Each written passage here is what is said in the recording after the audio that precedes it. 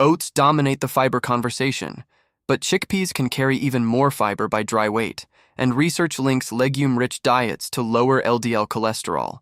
They tolerate poor soil, need less water than many staples, and store for months. So why did we stop growing this crop locally and start only buying it? Stay to the end. The reason this crop vanished is less about nutrition and more about systems. Chickpeas, also called garbanzo beans, are one of the most fiber-dense foods in many pantries. By dry weight, they can match or exceed oats for total fiber, while also delivering plant protein, iron, magnesium, and slow-digesting carbs. Recent nutrition research links regular legume intake to healthier lipid profiles, including lower LDL cholesterol, especially when legumes replace refined grains. It's not a magic fix, but a measurable pattern seen across controlled diet studies. In adults, the cholesterol link comes from how chickpeas behave in digestion. Their soluble fiber and resistant starch help bind bile acids and slow absorption, nudging the body to pull more cholesterol from the bloodstream. When chickpeas replace ultra-processed snacks or refined bread, the effect tends to be clearer. Researchers also point to the protein and fiber combo: more satiety, steadier blood sugar, and fewer calories from junk. Often, changes are modest but noticeable over weeks, not overnight. Here's the strange part. Chickpeas are everywhere in stores, yet rare in gardens. Most people buy them dried or canned, never thinking of them as a backyard crop. But chickpeas evolved in semi-arid regions and can handle lean soil and limited watering once established. They prefer full sun and good drainage. Too much humidity, though, invites fungal problems. This mix of toughness and sensitivity shaped where farmers chose to grow them. That's why it feels missing today, in plain sight. Planting chickpeas is simpler than most people expect. Sow seeds directly after the last frost, when soil has warmed, about 1 to 2 inches deep. Space plants so air can move between them. Crowding increases disease in damp climates. Chickpeas dislike soggy ground, so raised beds or sandy loam help. Avoid heavy nitrogen fertilizer. Like other legumes, chickpeas partner with soil bacteria to fix nitrogen. Early growth is slow, but once rooted, they handle mist watering well. Weed early, mulch light. Chickpeas thrive with sun, warmth, and dry air. Think bright days, cool nights, and soil that drains fast after rain. They struggle in hot, humid summers where leaves stay wet and diseases spread. They also dislike clay that holds water. Roots suffocate and pods abort. On the other hand, they tolerate poorer fertility than many vegetables because they build their own nitrogen. In very rich soil, you may get lots of foliage and fewer pods. The sweet spot is moderate, not lush. Keep rows airy. Unlike pole beans, chickpeas stay compact, often knee-high, with small fern-like leaves and papery pods. That makes them easy to fit into small beds, but yields per plant are modest. A gardener used to cucumbers or tomatoes may feel underwhelmed. Commercial farms care about output per acre and harvesting speed, so chickpeas must compete with bigger, faster crops. Still, their value isn't just volume. They store dry for months, add nitrogen to rotations, and deliver fiber in a way few staples do. Chickpeas also test patience. They don't give daily leaves like greens. They ripen toward the end of the season. For dried beans, pods must turn tan and brittle, and the plant should dry down. In humid regions, waiting can be risky. Rain can trigger mold. Some growers harvest green chickpeas earlier for fresh cooking, but the classic pantry bean is a late reward. This harvest timing helps explain why backyard growers skip them. The payoff is real, but delayed. In wet climates, finish dry indoors. In the kitchen, chickpeas are a shapeshifter. Boiled chickpeas become salads, soups, and stews. Roasted chickpeas turn crunchy, snackable, and shelf-stable. Blended chickpeas become hummus, spreads, and sauces. Ground chickpea flour thickens soups, makes flatbreads, pancakes, and pasta, and replaces part of wheat flour for a denser, higher-fiber bake. This versatility is why chickpeas stayed in human diets for centuries, even when fields changed. Aquafaba even whips like egg whites. 2. Now, about the headline claim. Fiber comparisons depend on the form. Dry chickpeas can carry more total fiber per 100 grams than dry oats, but cooked portions vary because water changes weight. That's why the fairest takeaway is this. Chickpeas are a high-fiber staple that can rival oat-based foods, especially when eaten as a whole legume instead of a refined flour. The point isn't a contest, it's that a pantry bean can be a fiber powerhouse. Labels show why researchers recommend legumes. So why did we stop growing this crop widely, at least in many home gardens and farm culture? Part of it is visibility. Oats are marketed as breakfast medicine. Chickpeas are marketed as an ingredient. Part is timing. Chickpeas occupy a full season, then require drying. And part is geography. They shine in drier regions, but struggle where summers are humid. The result is a crop that stays in our diet while slipping out of our fields, replaced by easier, faster, more uniform staples. Over time, chickpeas like a slow start and a clean finish. Early on, keep weeds down because seedlings don't compete well. Once plants branch, their canopy shades soil and watering can be reduced. Too much water late in the season can delay drying and invite mold. If you're in a humid area, choose the sunniest, breeziest spot you have. Wide spacing and morning watering help leaves dry fast, which is the simplest disease prevention you can do without chemicals. Mulch, keep stems dry. Airflow matters. As a legume, chickpeas can improve soil when the right microbes are present. Their roots form nodules with rhizobia, fixing atmospheric nitrogen that benefits the plant and, later, the bed. In practice, this means chickpeas often perform well with moderate fertility and less added fertilizer. They still need phosphorus, potassium, and good drainage, but they don't demand lush soil. In rotations, chickpeas can follow heavy feeders and then leave a gentler, richer bed for the next crop. Afterward, chickpeas aren't trouble-free. In wet conditions, fungal diseases like blight can spread quickly, especially in crowded plantings. Aphids may appear on tender growth, and birds sometimes target seedlings. The simplest defenses are cultural. Rotate beds, avoid overhead watering late in the day, and give plants space. In very humid climates, chickpeas may never dry properly outdoors, which makes harvesting for dry storage frustrating. That regional mismatch is one reason they feel uncommon. You can harvest chickpeas two ways. For green chickpeas, pick pods while they're still plump and bright, then cook like fresh peas, sweet, nutty, and fast. For pantry beans, wait until pods turn papery and plants yellow. Pull the whole plant and finish drying under cover if weather turns wet. Then shell, cure the beans until hard, and store in airtight jars. The advantage is long storage without refrigeration. The disadvantage is time and the need for a dry finishing period. Worth it. Oats became a health symbol through branding, breakfast, heart claims, and an easy daily habit. Chickpeas never got that single moment. They spread across cuisines, Middle Eastern stews, Mediterranean salads, Indian curries, and now hummus. That versatility is a strength, but it also makes the crop harder to pin to one aisle and one slogan. Meanwhile, the science keeps stacking up. Legume-rich diets correlate with lower LDL and steadier blood sugar when they replace refined carbs, in trials. To keep this honest, we need one nuance. More fiber than oats is most defensible when comparing dry weights. Cooked servings can flip the numbers because water changes the mass, but the practical message stays. Chickpeas are a high-fiber staple that can rival oat-based foods, while adding protein and minerals.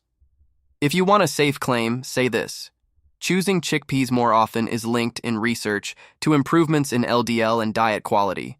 Not a guaranteed medical result, but a clear trend. Chickpeas didn't vanish from human history, they slipped in status. As agriculture scaled, farmers prioritized crops with infrastructure. Wheat for flour, corn for feed and industry, soy for oil and protein. Chickpeas often remained a niche rotational crop in drier regions, while consumers met demand through imports, cans, and hummus. When a crop is profitable mainly after processing, it becomes invisible as a plant. You eat it, but you don't see the field, the seed, or the season behind it. For a home grower, chickpeas make sense when you treat them like a dryland crop. Give them sun, don't overwater, and let the bed drain. Plant a small patch, then pair it with faster crops so you're harvesting something while chickpeas mature. If you can dry them well, you gain a shelf-stable staple you produced yourself, fiber, protein, and minerals in one jar. The main drawback is low dramatic yield. Chickpeas reward planning more than instant gratification. Save a few beans as seed. 2. So when people ask, why did we stop growing it? The real answer is a bundle: climate fit, harvest timing, and marketing attention. Chickpeas thrive in the right conditions, but many regions built their staples around crops that tolerate humidity and offer higher per-acre returns. At the same time, chickpeas became an ingredient sold through cans, snacks, and restaurant spreads, easy to buy, easy to ignore as a crop. Next, we'll trace how a fiber powerhouse became import-only for many. Recap before we go deeper. Chickpeas can rival oats on fiber when compared fairly, and research links legume intake to lower LDL. They grow in full sun, prefer dry air, and hate soggy soil. They're easy to store once dried, and they feed you in dozens of forms, from stew to flour to hummus. Yet they rarely get treated as a main crop in many places. Next, we'll look at the modern reasons, economics, processing, and habit, that pushed this crop out of local fields while keeping it on our plates. Modern agriculture rewards crops that move efficiently through machines and markets. Wheat and corn dry uniformly and harvest cleanly across vast acreage. Chickpeas can be mechanized too, but they are more sensitive to late rain and uneven ripening in humid regions. When a crop demands careful timing to avoid mold, large-scale systems see risk. Over decades, risk shapes acreage. The result isn't disappearance, but marginalization. Fewer fields, more imports, less visibility as a plant. And fewer seeds saved locally. Processing also changes perception.